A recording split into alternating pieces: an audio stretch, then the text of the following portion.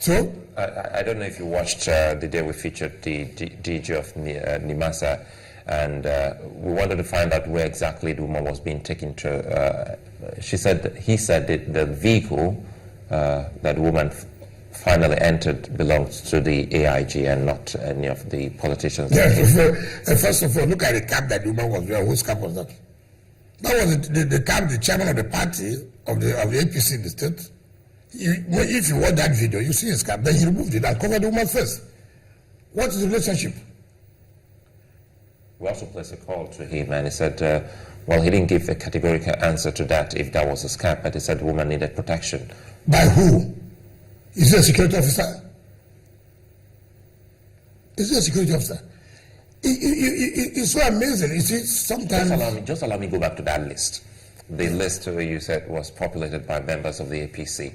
That was before election, prior to election. On election day, did that list cohere or correspond with your allegation? It was quite clear. Those names you identified. Of course, have been published by INEC. Did they ultimately... They have been published by INEC, yes. And we have raised alarm severally that these are things that will lead to crisis. And we need to stop this so that we don't have crisis. So when you talk about crisis, who really, stirred up the crisis, if there was any crisis? So if you say, sorry, Mark, if you say they've popped up as electoral officers on that day, it would then mean that your correspondence or petition to INEC wasn't taken into account. Are you sure that they received a letter? Of course. Was it acknowledged? Of course, it was acknowledged and stamped, received. We have copies. And I said I spoke to the chairman on phone, and that was the first letter I wrote. The chairman of INEC? Of course, Professor Yakubu Mohammed.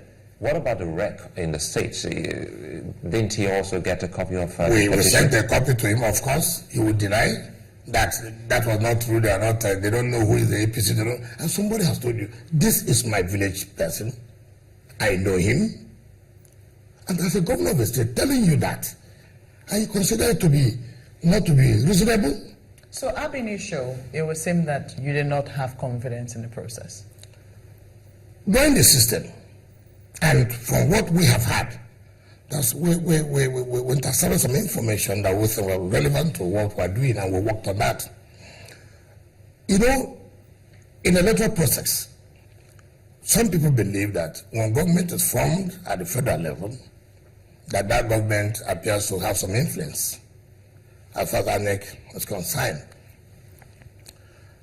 But not the kind of influence we thought that, look, INEC could also come out and say, yes, we agree, we can do certain things, but there are things we cannot obviously do. What we did was to say, well, we cannot abandon the election. We must contest this election. What gave us confidence? We were quite on ground, because the last December, when the elections were not, we came back home and we said, listen, remember, we don't have the security. Remember, the security will be against us. Remember, INEC, the federal agency.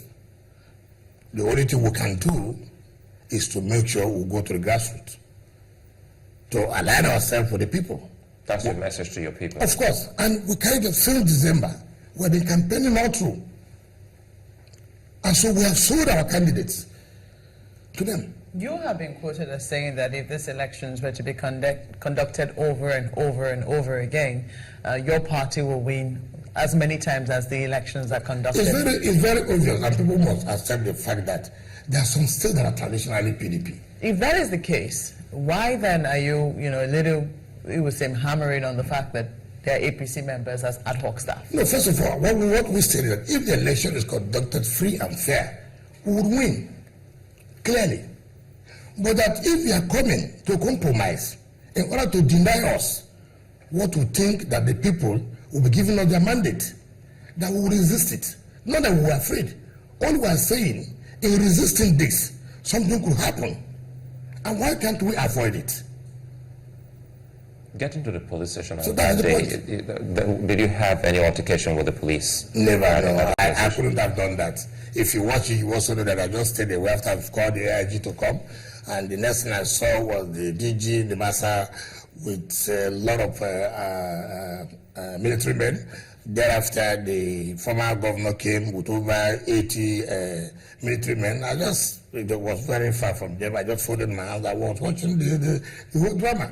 As a governor, I never had one single army, not one. Not one. I'm sure as she came into government, I did not see any military person. This is the only state that can't see military personnel in the government house. In fact, I went to only about 6 policemen. So when you saw the way the army came, in fact, one of them came closer to me and was saying, look, we are ready for whatever that will happen today. And I was telling the former deputy speaker, can you imagine what is going on in this country? So from your account, it would seem that, because you said that, you were woken up and you got, A call, yeah. You got a call that the army had taken over. Yes, my one police station, yes. Were there soldiers when you got there? Of course. There were soldiers when I got there. Who soldiers? First of all, when I got there, I called them. Who sent you? They said they got a call as a problem in police station, and the police cannot handle it. They require the army to come to a police station. There's something must be fishy somewhere. Why? Because they were to smuggle out the woman, and the boys resisted it, and so they brought the army. Okay, so when you got there, yeah. DG Nimasa, Transport Minister, were not there? No, they were not there. But I was there when they came. And if you want a clip of that, you will see that I just stood with the former deputy speaker. We just stood outside and I watched the entire scenario, how they took the woman away. When I was there, I didn't talk. You had no altercation with them? No, I didn't even exchange any word with anybody. So the papers that had their caption as Amechi Wike in shouting march. That again to tell you what is the interest. I never spoke to anybody.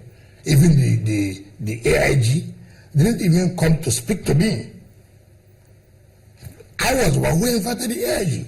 Over the matter? Over the matter. I was one who invited the AIG. He came, he didn't even say, where's the governor? So we stood by and just was watching the whole scenario. And when they finished, we were the last that left. They finished with the military men, with other security people.